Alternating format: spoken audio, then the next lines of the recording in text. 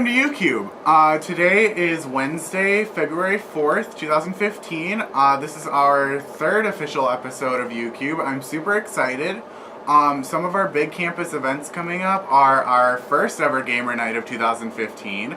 Super excited about that. It is February 20th, that's a Friday, and it's 6 to 9 over in 144 and 146 Price Commons, right by the Cube. And awesome, there's going to be board games, video games. Rumor has it that there's going to be a Wii U with the new Smash Brothers game there. So that's awesome. Don't want to miss that opportunity. Another really awesome opportunity is the Hegemony Project's benefit fundraiser on February 18th. So that's 2 days before the Gamer Night. That is 5 to 8, and it is in Mabel Tainter, the theater over on Main Street. There will be a jazz ensemble, the UW-Stout choir, some slam poetry, and then also some performers from the UW-Stout Gender and Sexuality Alliance. You saw them a few episodes ago. Sweetie Edgewater and Isabella Latois Collins will be performing. So that's super cool. Our last big event that I want to talk about is our brown bag discussion on the death of Leelah Alcorn. That is actually tomorrow, Thursday, February 5th. And that is in the Cube, and that takes place from 6 to 7:30. It's a facilitated discussion. I'll be leading it, and we'll be talking about the death of Leelah Alcorn, what kind of things that we can do to prevent these kinds of situations, and so that's our big topic for the event. And so we have our special guest, Aubree Lomness. She's our graduate assistant here at the Cube, and she's a master's level student in school psychology.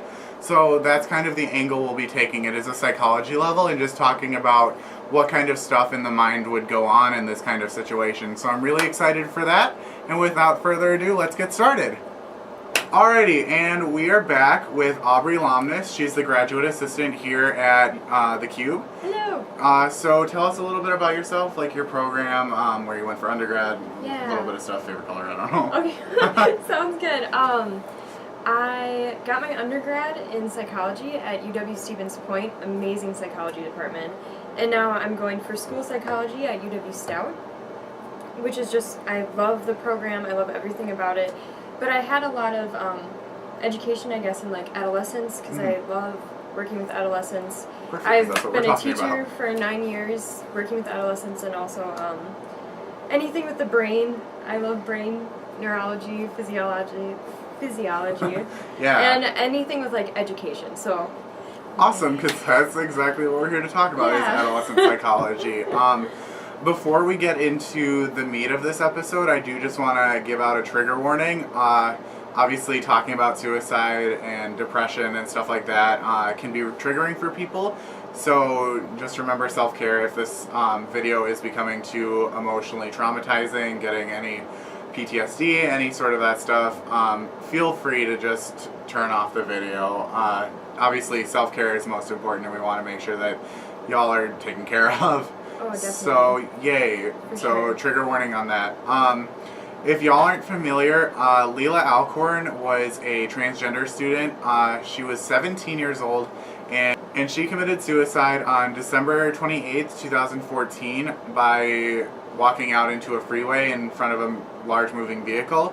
And she was from Lebanon, Ohio. She posted a suicide note on Tumblr, which has since been deleted, but some people have saved. That's how we found it today for our research and stuff. She has the whole, if you're reading this, it means that I've committed suicide and obviously failed to delete this post from my queue. She talks about her experiences feeling like a girl trapped in a boy's body since she was 4. Her parents told her it was a phase and even sent her to conversion therapy and stuff like that. And her big message was to fix society, and so that's kind of what we want to do here today. We want to talk about it from a psychology standpoint. Obviously, that's why I brought Aubree in, because she's a school psychology graduate student, so she has a lot of experience with this. So we just wanted to talk about that. This is going to be a much more serious episode.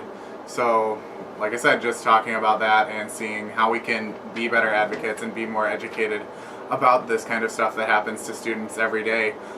Even if they're not every Leelah Alcorn, sometimes people don't get the recognition. And this isn't something that should be recognized, this is something that should be prevented. So without further ado, to get started, do you want to talk to us a little bit about gender dysphoria? Yeah. Okay, so gender dysphoria. Dysphoria is it's pretty much that the gender that you are born with, you don't really identify with. You want to be a different gender almost.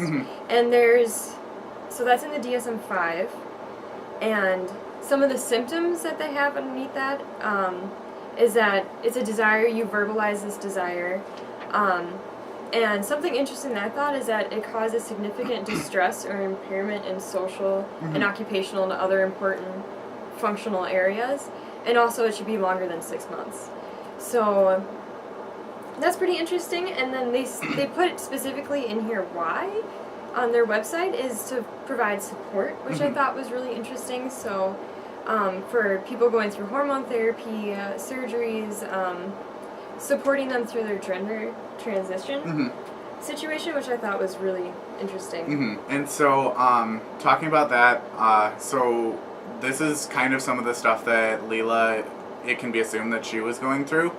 And so one of the things that happened, just running you through what happened with Leelah, was when she came out to her parents as transgender, they reacted quite negatively with it, and one of the things that they actually did was completely isolate her. They dropped her out of school and forced her into an online school. They took away her computer so she couldn't talk to any of her friends on Facebook or Tumblr. Just basically completely isolated Leelah and got rid of any contact with the outside world that she had. So if you want to talk a little bit about what the side effects that something like that harsh transition could have on an adolescent. For sure. So in my adolescent psych class that I took, you really learn that adolescents have a big, you're really at risk for being depressed. And some people are more predisposed than others, but when you're an adolescent, you go through this pruning phase. I guess it gets rid of a bunch of neurons that you're not using. And during that phase, and then you're going through puberty, all the hormones, you're switching schools, you actually start becoming aware about people around you and how they're actually viewing you. And that becomes very distressing, so you get the whole spotlight effect where you think everyone's staring at you. And all that stuff combined can lead to depression pretty easily. And so adding all of her problems that she was going through with home, like parents' acceptance and just gender dysphoria to begin with, it's that just makes it a horrible depression situation. Yeah, and so basically it's just it's a recipe for depression and even escalating to suicidal ideation. And so clearly just that alone could send Leelah into the dark place that she clearly was before she took her own life. But something else that her parents did that was extremely alarming was taking her to a religious-based conversion therapy. Conversion therapy has been basically negatively viewed for years. It's actually considered pseudoscience and not real science. So talk to us a little bit about what happens in conversion therapy and also, once again, the side effects and the damage that can do, especially to an adolescent. Definitely. Okay, I was looking up research articles on EBSCOhost and everything, so...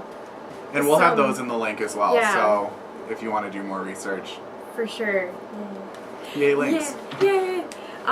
So some of the things that I kind of found was that, in APA, the American Psychological Association, they were saying that, same-sex attraction is now completely considered normative of the human experience. So the issue that comes up with that is that conversion therapy on someone who's transgender or homosexual they say that, I think they specifically say that it's not recommended.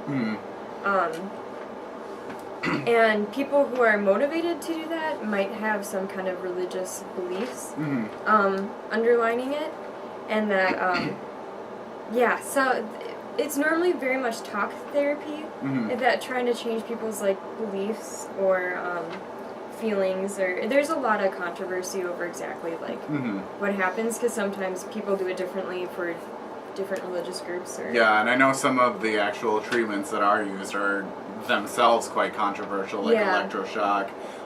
induced vomiting. So for attraction, you associate the same-sex attraction with nausea, or I guess for gender identity, when you have those feelings or experiences of being the other gender, then they associate that with nausea or whatever, like all those terrible, terrible, unhealthy things. And so you brought up faith-based counseling, so that's something I wanted to talk about a little bit as well.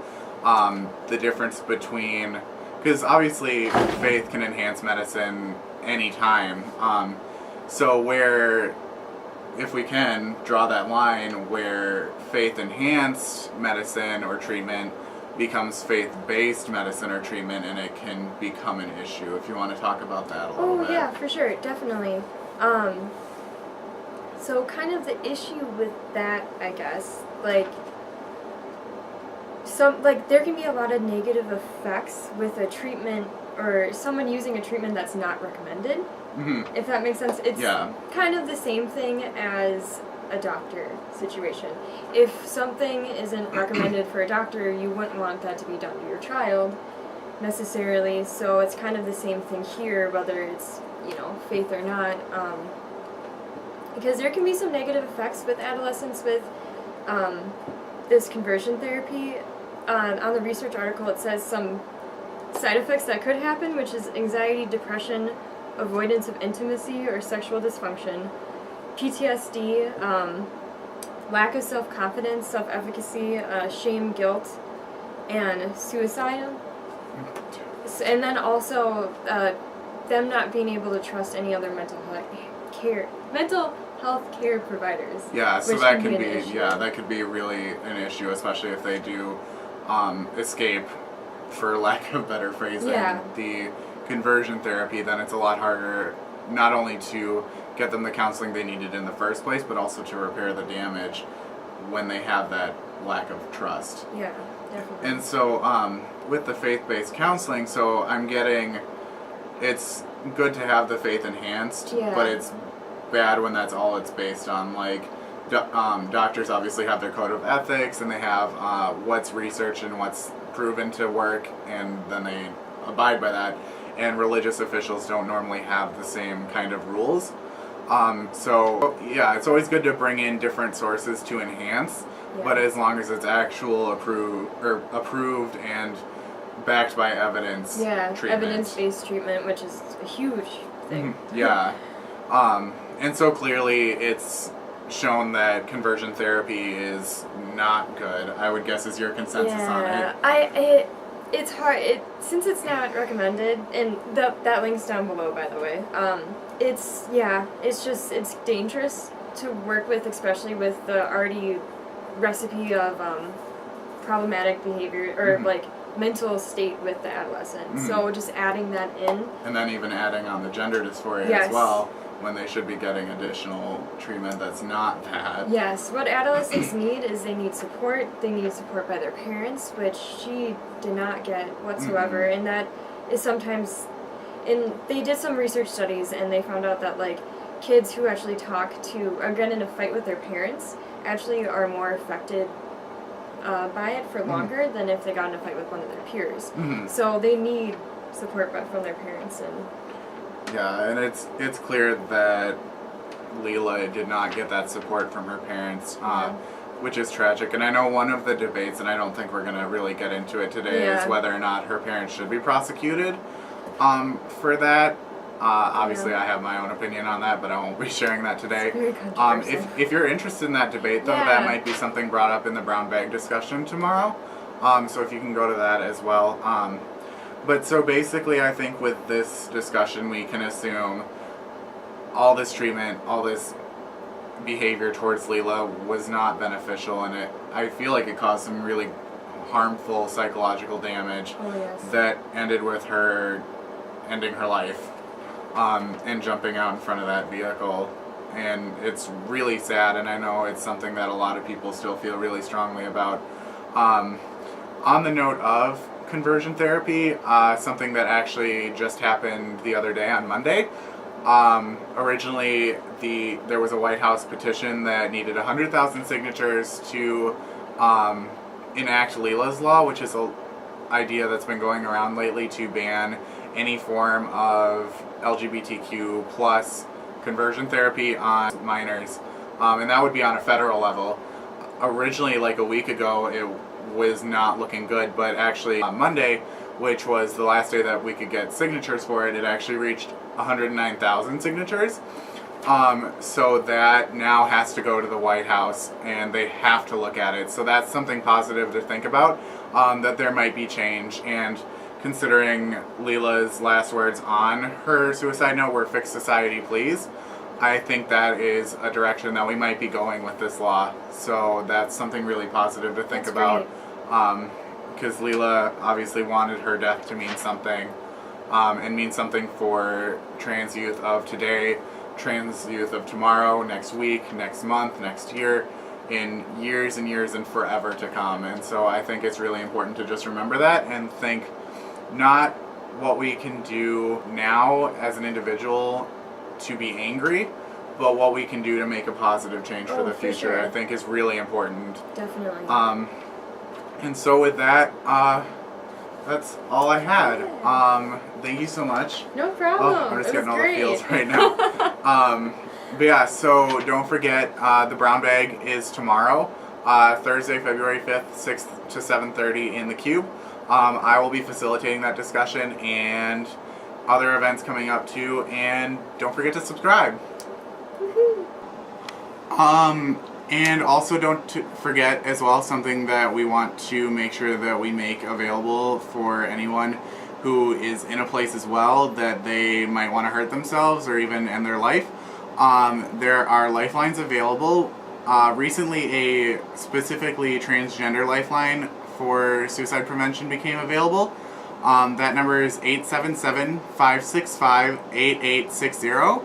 Other valuable ones are the Trevor Project, which is focused towards LGBTQ youth, which is 1-866-488-7386.